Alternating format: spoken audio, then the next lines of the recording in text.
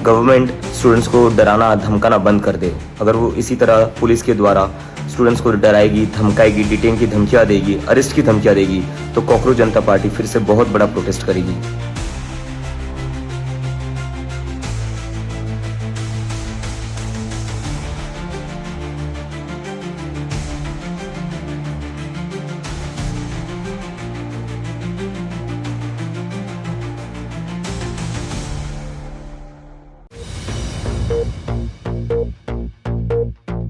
तलबा की गिरफ्तारियों, निगरानी और मुबैना हिरासानी पर कॉकरोच जनता पार्टी शदीद बरहम। पार्टी के बानी अभिजीत दीपके का मरकजी हुकूमत को दो टोक इंतिबाह। अगर तलबा को डराने, धमकाने, गिरफ्तार करना और एहतिजाज से मुताल्लिक़ मुकदमात वापस लेने के वादे पर अमल न हुआ तो मुल्की एहतिजाज दोबारा किया जाएगा शुरू। हुकूमत से तमाम FIR वापस लेने और तलबा के फौरी रिहाई का किया मुतालबा।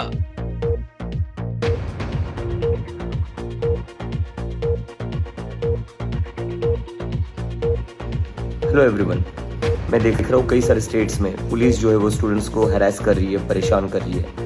गवर्नमेंट स्टूडेंट्स को डराना धमकाना बंद कर दे। अगर वो इसी तरह पुलिस के द्वारा स्टूडेंट्स को डराएगी, धमकाएगी, डिटेन की धमकियां देगी, अरेस्ट की धमकियां देगी, तो कॉकरोच जनता पार्टी फिर से बहुत बड़ा प्रोटेस्ट करेगी। We will protest again if you keep harassing the students. Stop harassing the students. Parliament में प्रियंका गांधी का हुकूमत पर शदीद हमला। कहा बार बार पेपर लीक से करोड़ों नौजवानों के ख्वाब हुए चकनाचूर, मगर हुकूमत कसूरवारों को रोकने में रही नाकाम। सवाल उठाया कि क्या अपने हक के लिए आवाज उठाने वाले तलबा दहशतगर्द थे जिन पर आंसू गैस, लाठी चार्ज और ताकत का इस्तेमाल किया गया। वज़ीर-ए-आज़म नरेंद्र मोदी और वजीर दाखिला अमित शाह से मांगा जवाब। कहा नौजवान मांग रहे थे इंसाफ, सजा नहीं। हुकूमत पर तालीमी निजाम तबाह करने, तलबा की आवाज दबाने और इम्तिहानी निजाम पर आवाम का एतमाद खत्म करने का लगाया इल्जाम। जबकि जिम्मेदारों के खिलाफ सख्त कार्रवाई और तलबा को इंसाफ देने का किया मुतालबा। क्या जरूरत थी उन छात्रों पर आंसू गैस चलवाने की, उन पर लाठियां बरसाने की, उन पर वाटर कैनन्स चलवाने की? क्या जरूरत थी उन नौजवान लड़कियों को जलील करते हुए उनके कपड़े फाड़ने की, उनको बेरहमी से गंदी तरह पिटवाने की? देश के युवाओं पर पैलेट गन्स और AK-47 चलवाने की क्या आवश्यकता थी? क्या वे आतंकवादी थे? प्रधानमंत्री महोदय जी ने नया शिक्षा मंत्री चुना। एक ऐसे व्यक्ति को इस पद पर आसीन किया जिसने एक गर्भवती महिला के बलात्कारियों की रिहाई पर अपनी सहमति व्यक्त की, खुशी जताई। पार्लियामेंट में अखिलेश यादव का हुकूमत पर जोरदार हमला। कहा हुकूमत भी झुकती है मगर झुकाने वाला चाहिए। आपने प्रधान को हटाया, प्रधानमंत्री को बचाया कहकर हुकूमत पर कसा तंज। तलबा की तहरीक को करार दे जमहूरियत की जीत। कहा हुकूमत नौजवानों के दबाव के आगे झुकने पर हुई मजबूर। हुकूमत को तलबा से किए गए वादे पूरे करने का दिलाया एहसास। पार्लियामेंट में अखिलेश यादव के बयान पर गूंजते रहे नारे, बरकरार रहा हंगामा।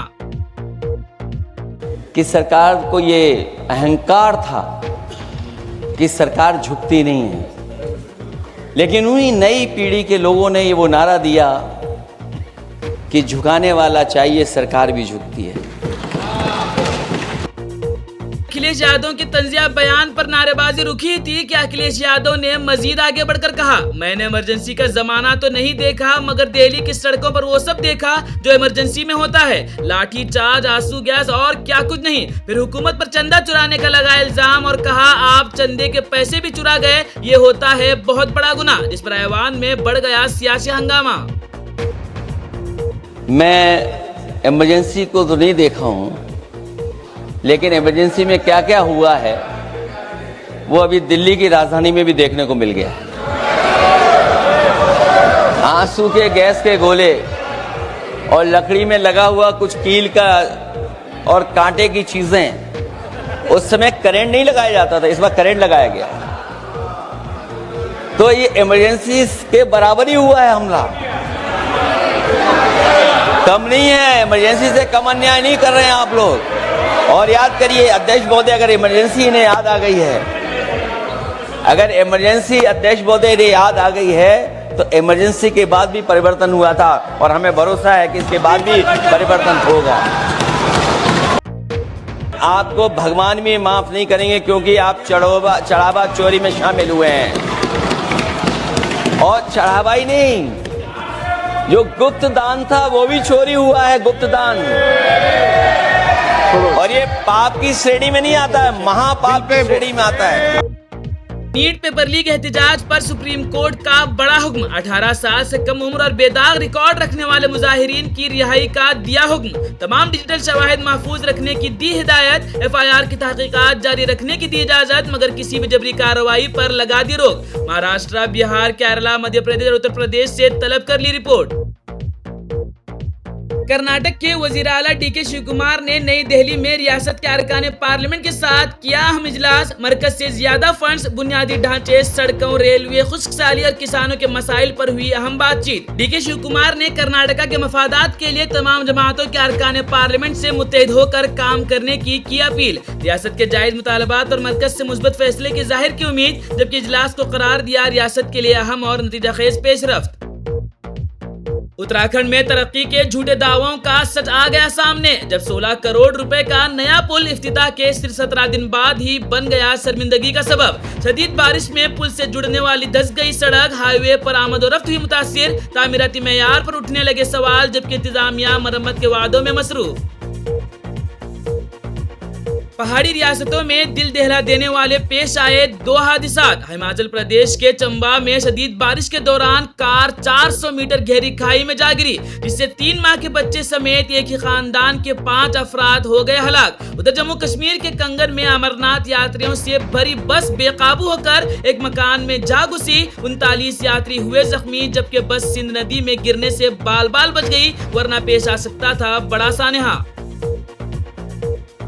कलबर्गी में पुरअसरार वाकये से किसानों में पहली तशवीश। जम्बगा गांव में गिर नस्ल के गाय के दोनों कान कटे हुए मिले, जबकि हमला करने वाले जानवर की शनाख्त न हो सकी। किसानों का दावा है कि 15 रोज कबल भी ऐसा ही वाकया आया था पेश, जिसके बाद महकमे जंगलात और महकमे मवेशी परवरी से फौरी तहकीकात का किया मुतालबा।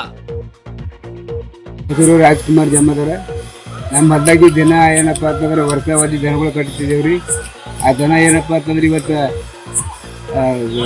ಸಂಜೆ 5-6 ಗಂಟೆಗೆ ಏನಪ್ಪ ಅಂದ್ರೆ ನಾವು ದಿನ ನೀರನ್ನು ಮಾಡಿ ಬರೋ ಬಂದೀವಿ।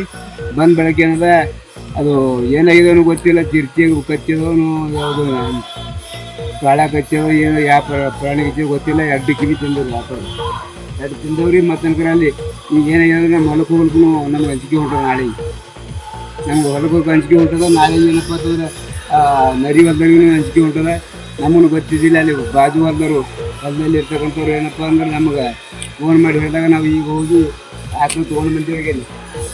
ಯಾರ್ದು ಕಿವಿ ಕಿವಿ ಅಷ್ಟು ಕಡೆ ಕಿವಿ ತಿಂದದ।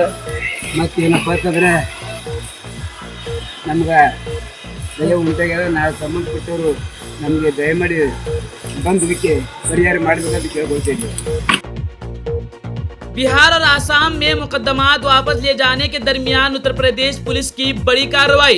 प्रयागराज में तलबा एहतजाज के दौरान तोड़फोड़ के इल्जाम में 10 अफराद को भेजा गया जेल, जबकि पुलिस का दावा है कि गिरफ्तार अफराद में बेशतर नहीं है तालिब इल्म और कई के खिलाफ पहले से भी मुजरिमाना मुकदमात हैं दर्ज। मामले पर सियासी बहस हुई तेज।